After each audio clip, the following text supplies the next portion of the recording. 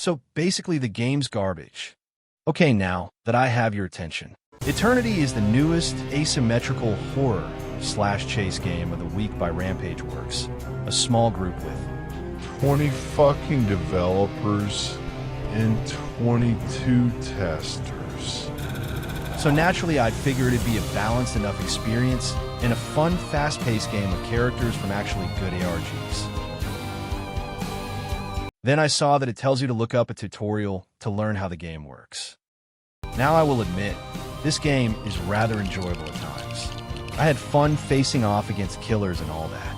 Unfortunately, this game is mediocre as hell. Now, some of you may be confused by why asking you to look up a tutorial first is bad. So here's a general lesson in game design. Teach players how to play the game, or otherwise make it really easy and obvious to learn. Now, thankfully, this game makes it pretty simple to learn because there's no crazy techniques that survivors can pull off or whatever that might have made adding a tutorial super complicated. There is an informational sign that tells you about ledge grabbing and fall damage. So actually, I'm not sure why the fuck it asks you that. Now there is a problem with the fact none of the abilities are listed in game at all. Like, they're there, but you have no idea what they do until you activate them. Another general lesson in game design incoming. Don't require outside sources for literally anything that would help the game in a non-cosmetic way. Tell me what your fucking abilities do. This game is a heavily flawed mess that suffers from something similar to what Alter Ego, another asymmetrical horror/chase game, is going through, mixing the good and the bad parts of its inspirations with little to none attempt at fixing up the said bad parts.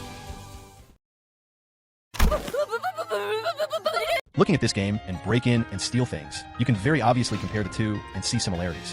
You could obviously point out the stud map with old Roblox water and other things like the forced aspect ratio and UI changing specialties of the chase radius. And also the developers are assholes.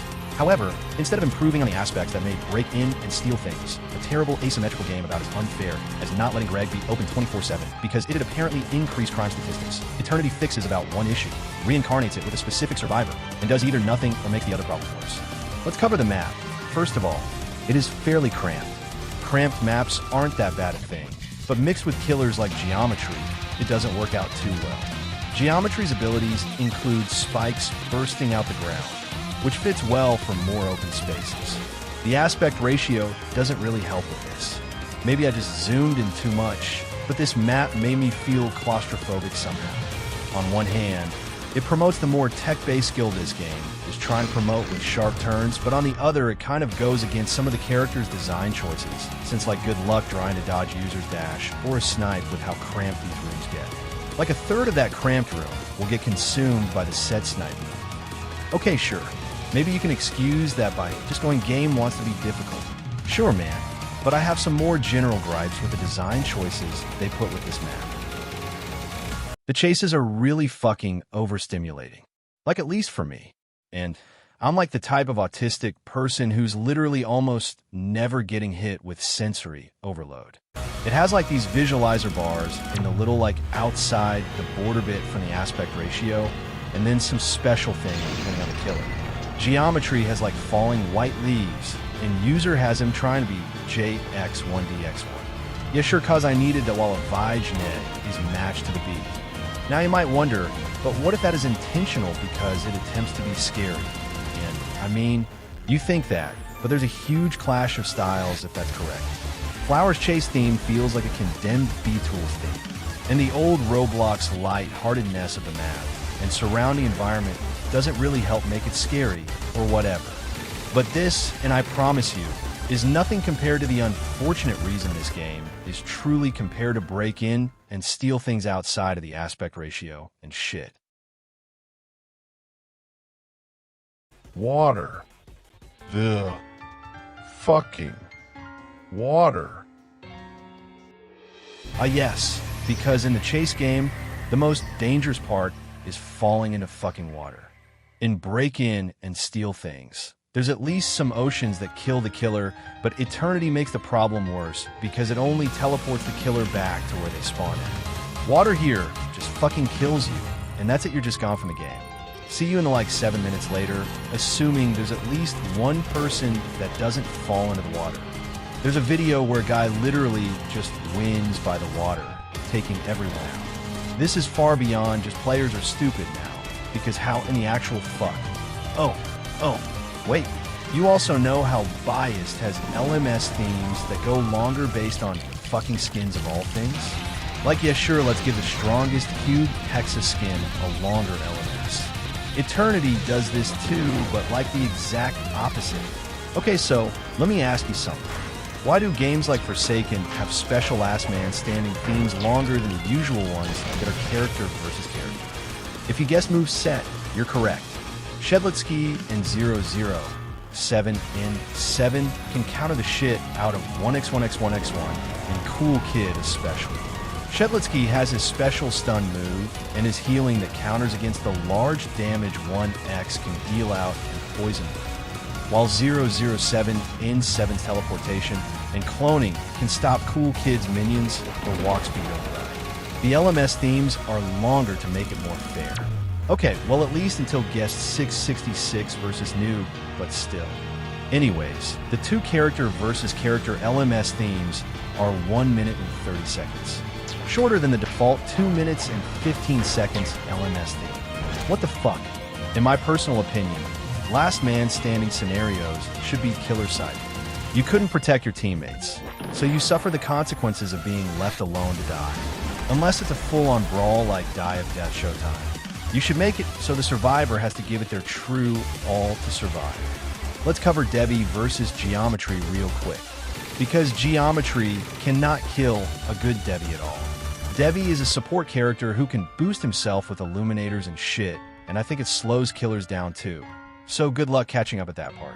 I'm not even entirely sure if you could break the illuminators or not. Mixed with a Debbie who has decent enough knowledge of the movement and parkour and geometry is practically guaranteed to fucking lose a LMS. User versus Builder is slightly different. Builder has a little paintball gun that can mess up users' vision, but it doesn't stop users' little charge thing. So there's at least a counter for both parties there somewhere.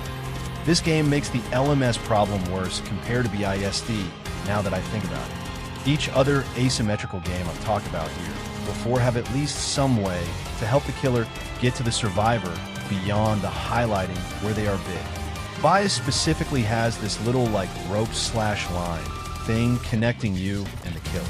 Plus the killer's UI shows how close they are to the nearest survivor regardless. The killer will also win automatically if you haven't collected the artifacts in the map in time. In Eternity, killers can't do shit to catch up. User has a way to highlight survivors, I think, with his weird control reverser ability and a charge dash move. But that said move is pretty slow and hard to turn, combined with a massive map. And, you know, you have to hope the water consumes the survivor if you're in a special LMS. I mean, at the very least the game doesn't have friendly fire. You can actually avoid the water despite how much I hate it for just being a way to cheaply make the game feel harder and more intense to play. But imagine trying to deal with friendly fire and you just get bashed in. So much for teamwork. And I guess no skins, so we can't have 50 Vocaloid or Project Moon references. Okay, well it doesn't have friendly fire, but there is a way to fuck over your teammates. It's time we cover the characters. So about the characters, why the fuck are 3 of them just publicly available unfinished? Flowers was apparently removed because he was either unfinished or too strong. I assume it's the former, because clearly these guys don't care about the water so. Okay, let's cover the survivors first. Sunny S's, parkour, focused, so the devs clearly want to show off the fact you can ledge grab and shit. I'm not sure what the difference is outside of her passive of only taking 40% of fall damage. I only know this because the informational sign at the lobby tells me this too. She has a dash with the Geometry Dash logo here, and a Bloxy Cola, which makes you faster, and also a roundhouse kick. I don't know what the fuck that does, since it doesn't seem to stun the killer. Is it like something that pushes them back on some Veronica type shit? DV Does Tutorials 33 is a support character, using his illuminators to boost himself and other teammates. He can switch the types of boost to either heal or speed up fellow survivors, while also draining the health of killers or slowing them down. He also apparently gets his cooldown shortened during LMS, according to this YouTube comment. Because, yes, sure, let's make it more survivor-sided during LMS. He can either flash the main lantern he holds for a quick boost, or place illuminators on the map to boost any survivor near them. The lantern flash is useful if you can't get to your illuminators for whatever reason. Snipers is... Where's this dude from? I thought Sunny S and Builder were OCs at first, but there's a sign that told me they're from an ARG. He can use his sniper to, well, snipe the killer, which somehow doesn't stun them also. He also has the NVG, which changes his vision and marks every survivor and a killer with threat levels and shit. It's like a... I forgot what it was called. Otherwise, he's one of the 3 unfinished characters. Tay Epic Builder 84 is the second survivor from the ARG Decoded Collective, the first being Sunny S. He can enter his firing mode using his paintball gun that renders him immobile. With 10 ammo and a reload given in this state, hitting a killer with it will put a paintball splash decal on their screen, presumably one every paintball successfully hit. This also makes Geometry's life worse on top of things like the map design and Devi being a nightmare for him on LMS, since Geometry is fucking massive and therefore far easier to hit. He also has a sword that I'm not sure stuns since I don't think I landed it, and a parry, which I fucking hope to God actually stuns the killer. He's also the second unfinished character. Don't check this game's group wall. Alright, so, recall how I said the friendly fire bias comes back via a specific survivor? Our final playable survivor, and last of the 3 unfinished ones, is Roche's 313. Before we get into him, and how he can fuck over other survivors, let's dive right into the fact there's unfinished survivors playable to begin with. Why? No, like seriously, why? Now, please, and I mean it, please do not get me wrong here.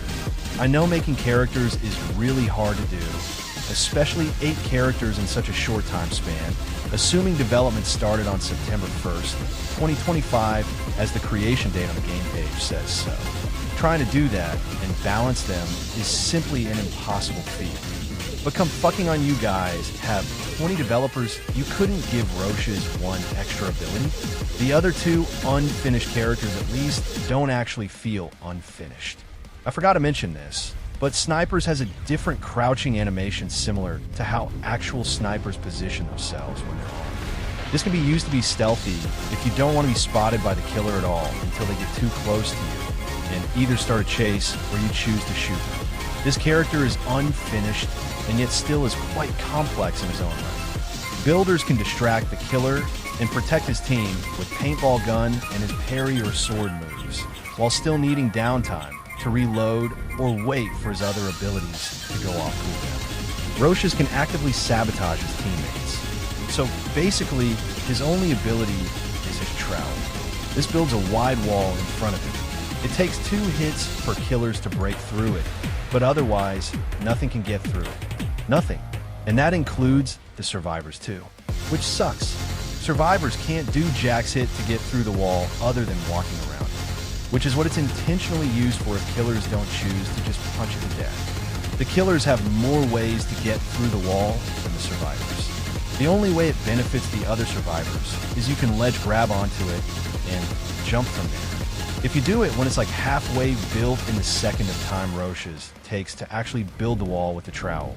The other way is if you're above some place higher than where the wall sprouts from. Roche's is a very selfish survivor who can very actively sabotage others if his walls are placed at spots that cut them off, such as the main middle section. Most players camp it on a map. There's no sentinel to this guy at all. Okay, on to the killers next then. Geometry is a titan for a first killer, being a rushdown/trapper base killer. With a basic M1 that can hit multiple targets, he also possesses the power to create spikes that burst out the ground in a wide open area.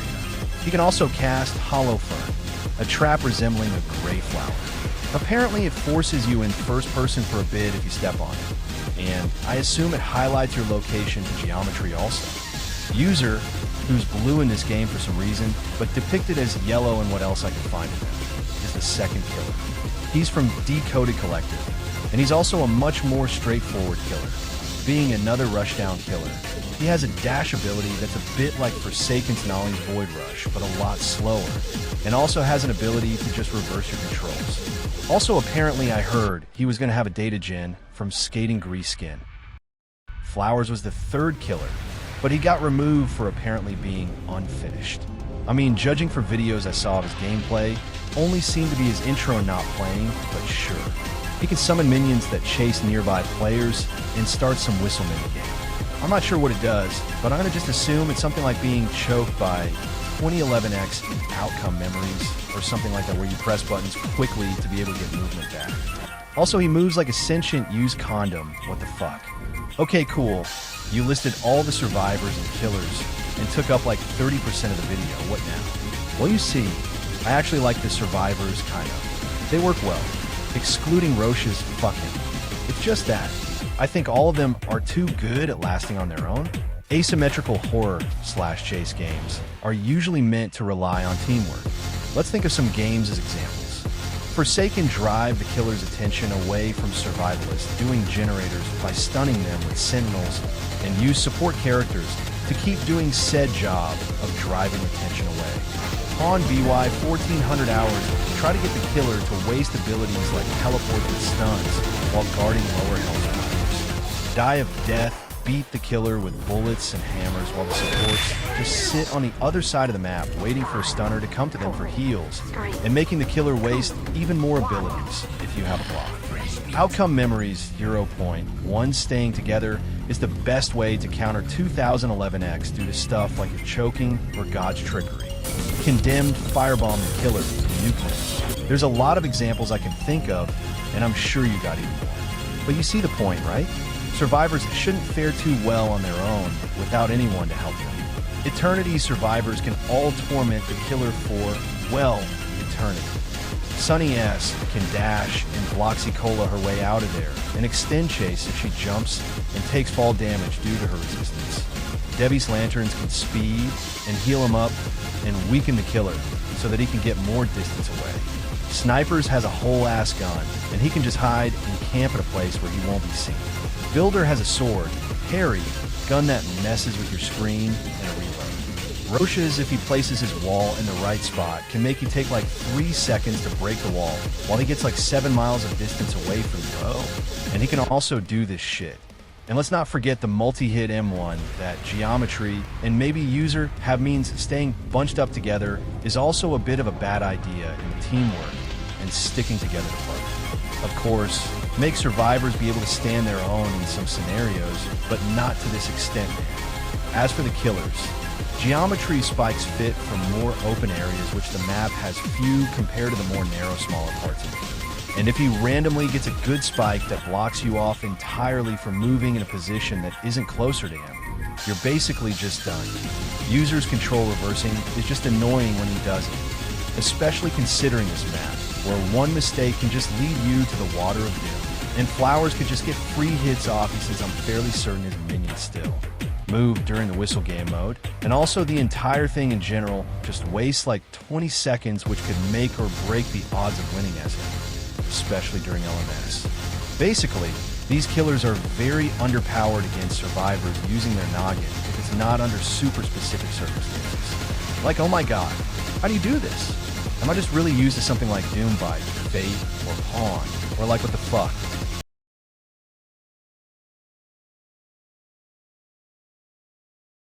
Okay, so, you can see where I'm about to go from here, right?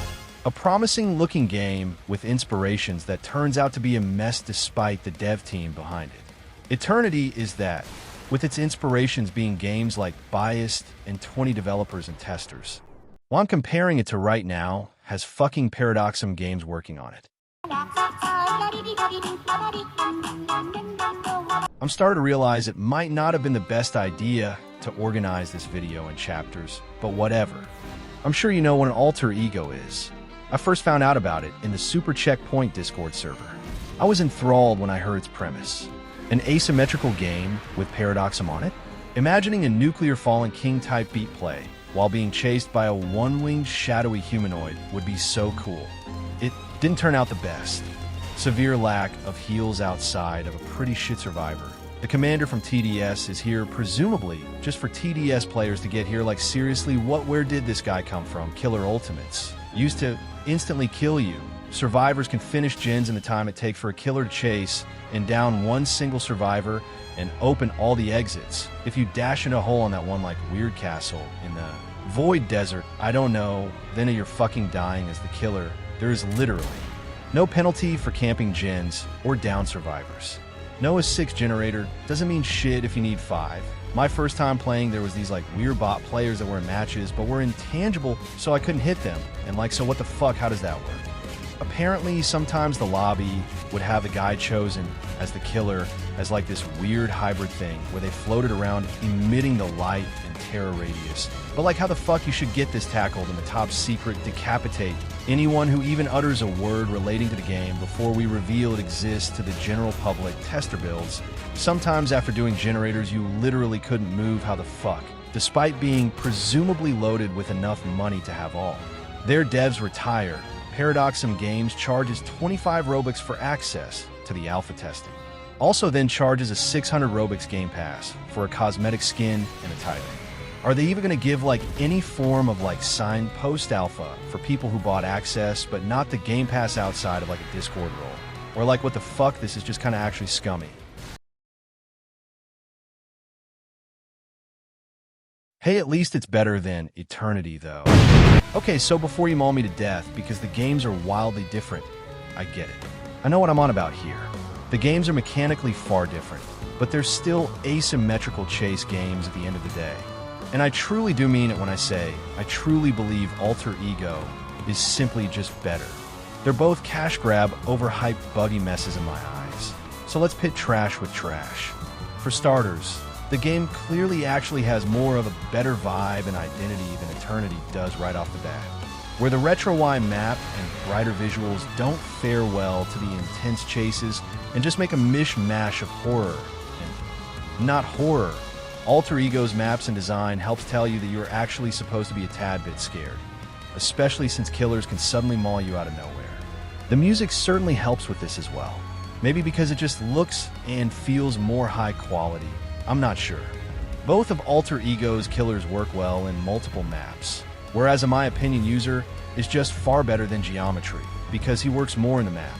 Geometry having traps with his hollow fern will rarely work half the time, due to the jumps and hundreds of other routes he can simply take, while Husk and Catechus are currently the only 2 killers, but are of similar archetypes with rushing people down and using abilities on their ass. Of course, Catechus has a semi-trap ability, I guess, with his Shadow Ball spit thingy, and he's also just far better than Husk, but still. Alter Ego's bullshit map, Hazard, only affects the killers, and there's a fair chance it's been patched, while it's very intentional on Eternity's part, and likely for a stupid sign joke that could be referencing Blocktails. A slight positive here on Eternity's end, but Alter Ego's timer and generator system are just kind of shit, and the camping killers could do don't really help either, unlike Eternity, just not having objectives other than survive, and survivors just dying the moment they get to 0 health.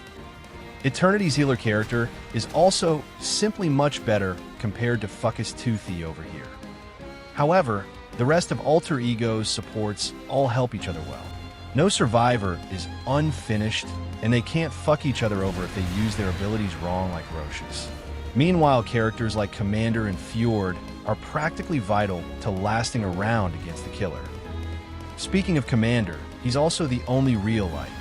Bait for people to play the game outside of Lu obvious like the same creators as TDS, making it? I mean, Patient Zero only shares the name with the TDS boss, and I'm not too sure if it's going to make it. So he turns out to be the TDS boss, but compared to Eternity with like maybe 1 original character, 7 playable characters from ARGs or web series, and fucking Killer Kyle and the Stalker in a lobby. It's like comparing a poster of a character from another series being there for 5 seconds against a MCU cameo post-credit scene thing. Teamwork is far more vital in Alter Ego, while Eternity survivors are just way too good at fending off on their own at times. Alter Ego survivors can't really do much for so long. Of course you have the stuns and stuff, but given the power of the killers in Alter Ego, you gotta do what you can to make sure they don't pluck you off one by one and just win on the spot. Or You know, you have like more than 6 people in the survivors team that are real people, and you just win because you get to all the generators in time. I'm 99% sure Eternity's only highlights on survivors are from users' reverse control move and when LMS begins. Although alter egos highlight all survivors every like 30 seconds, thick isn't great. It at the very least makes sure you have to get moving on both sides. If someone wanted to act stealthy and hide away from your vision as the killer in Eternity, then they could do a damn good job at it because of your lack of highlights. Of course you would think, well, you can see their health if you get close, but the chase thing already starts by then, so that's practically useless. Now, of course, that is a major hypothetical that would mean the killer would have to be shit at using their camera. But still, the fog/general darkness helps with the keep moving part too, I think. You never really know where the killer could be an alter ego until they've likely already set their paths on you or happen to chase another survivor in you. So you'd probably want to move to avoid it suddenly just running into you. Or like, I'm not sure how I can explain this. Okay, now that I think about it. It is a stupid fucking argument bringing up stealth. I was trying to say the whole highlights thing. Fuck. You can also see the killer from whatever distance in Eternity, while alter ego you'd have to try really hard to look out for it, and it has a much better time getting the jump on you. Or something like that. I really need to get to my next point. My final point, where you'll probably start to understand the weird alter ego comparison thing I've going on here, is that both games clearly try to take inspiration from other games, but mess it up greatly. Eternity clearly has some DNA from BIAST and more parkour base games, while Alter Ego focuses more on being like a mix of Dead by Daylight and games where you wait until the timer reaches 0 like Forsaken or Die of Death, that have more focus on tech skill like stamina management. Alter Ego stumbles because the mix of mechanics of DBDs, generators to escape and win and wait until timer hits 0 games don't complement each other that well, while Eternity's parkour mechanics and quick pace don't really help with the biased level unfairness of that fuck-ass water. The map is literally just a teapot map, but with verticality. While both games fail to use their inspirations well, Alter Ego simply does it better in my opinion. I can't fucking tell if this is making sense or not. Basically, Alter Ego and Eternity are very similar in my mind on how they're both messy mixes of inspirations that fail to achieve much. Do you get what I'm saying here? I just think Alter Ego is better. Man, this is certainly the weakest chapter. I'm adding an indicator to where you can skip this shit and that it's just a side tangent. Play the fucking improvements thing.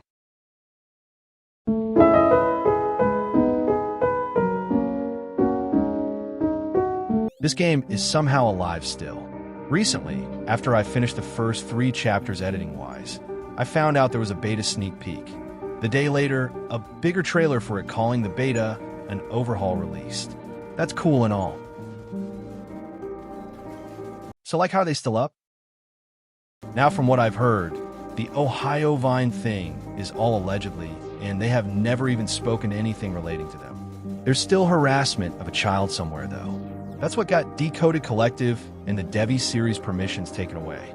And the same person who harassed this child is likely the same one who called Damaro, the creator of Roche's 313, the literal N-word, and apparently pulled their animations, which is why the game is down in the first place.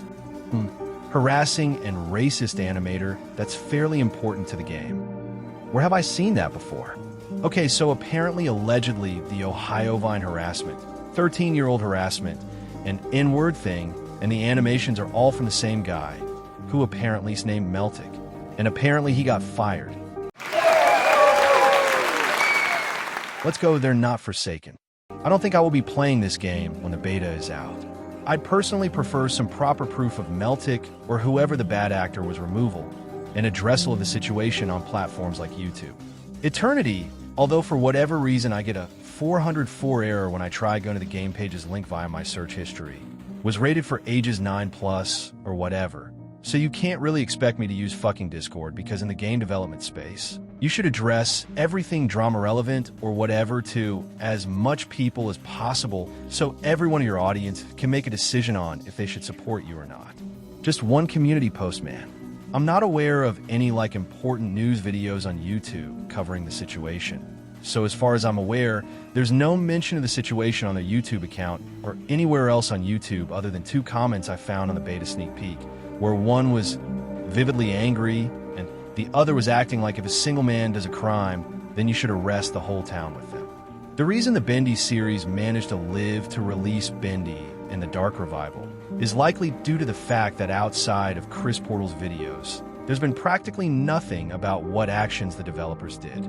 Now, of course, firing 50 people without notice and refusing to acknowledge it outside of a Reddit AMA with your mother and sister downplay your fired employees are a tad bit different compared to not saying much about the fact you fired a guy because he said a full-on slur for no reason at one of the people who actually trust you with their character and harassed 1 or 2 people.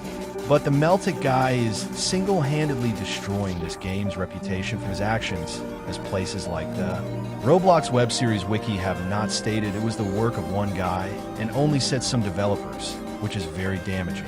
I had to edit it myself a bit. Honestly, I'm not sure why I did that.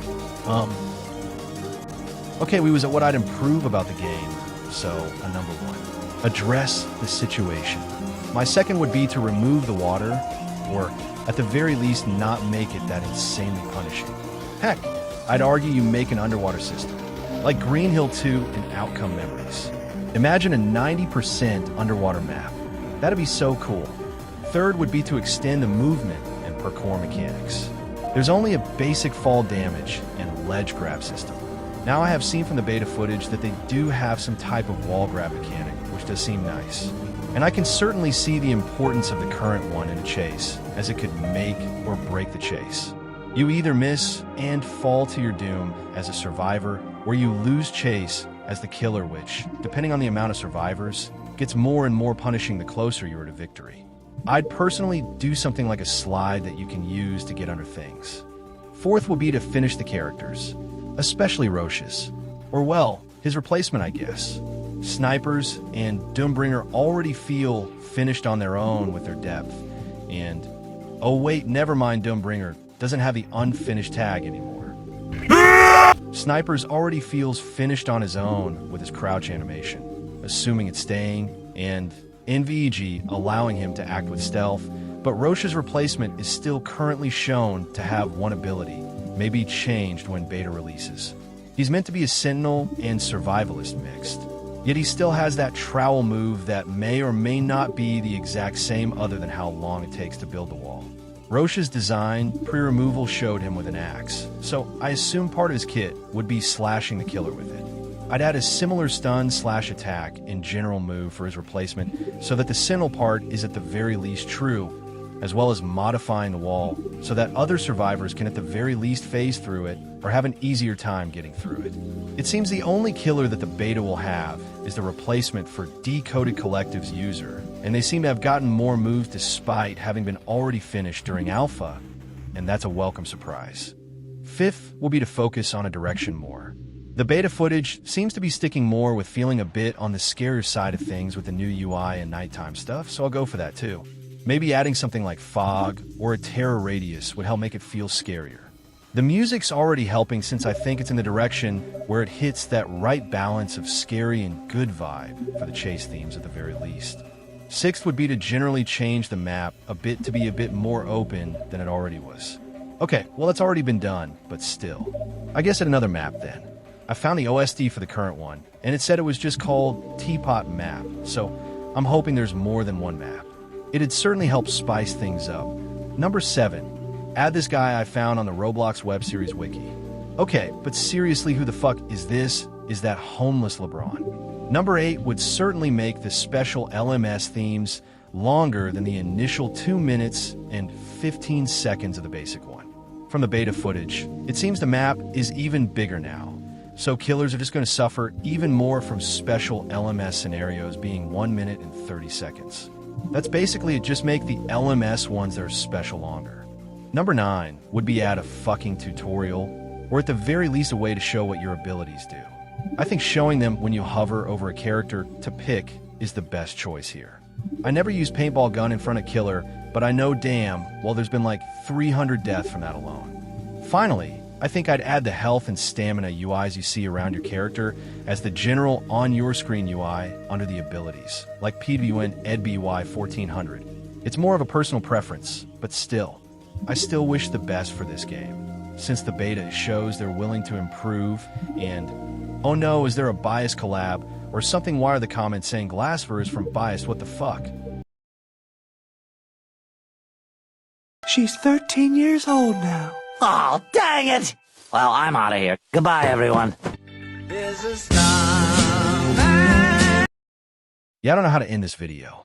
The big too long didn't read, or I guess too long didn't watch, is that Eternity, the alpha at least, is a mess worse than Alter Ego in my opinion, with how they fuck up the cool ideas and stuff, and has really strange choices of design for some characters and killers. Goddamn, I really don't know how to finish this. Okay, maybe I'm just bad at TL, DRs. And now that I think about it, it was kind of jackass move to not have mentioned Meltic was the only developer actually outed as doing bad things until this chapter. Whoops. Basically all of this, IS my opinion, and whether or not you agree, is up to you since it doesn't really matter as the betas go to snipe like half this video anyway.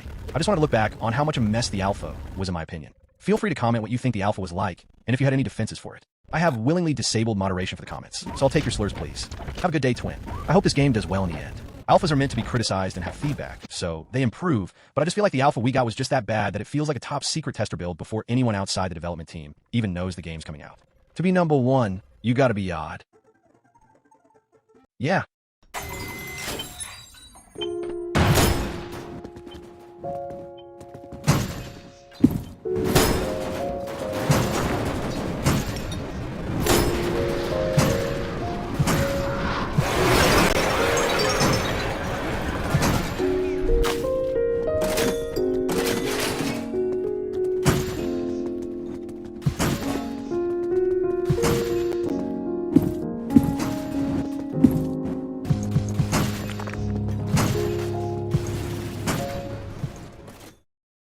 Sniped you.